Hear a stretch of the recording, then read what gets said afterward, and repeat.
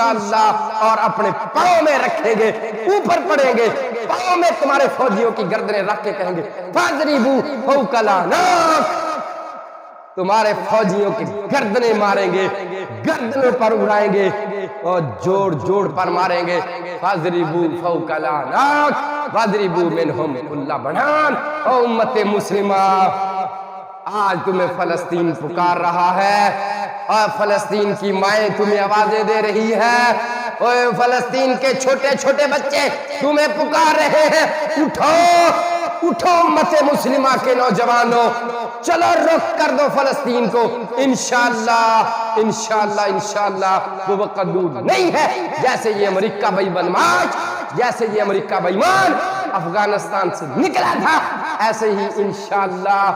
یہ فلسطین سے بھی نکلے گا اور ساتھ اپنے دادا اسرائیل کو بھی لے کے نکلے گا۔ پچھلے وقت کعبۃ اللہ میں بیٹھا ہوا ایک فلسطینی یہ کہہ رہا تھا، کعبہ میں بیٹھا ہوا ایک فلسطینی جس کا بدن چھن چکا، جس کی دولت ٹوٹ چکی،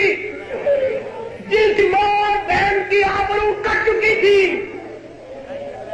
وہ کعبے میں بیٹھا ہوا پاکستان کے لیے دعا مانگ رہا تھا،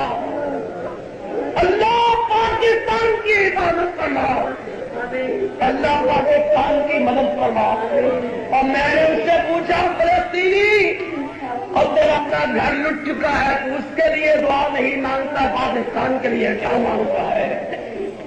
اور جانتے ہو اس نے کیا جواب دیا؟ آج تم ان کو کیا جواب دو گے؟ اس نے کہا تھا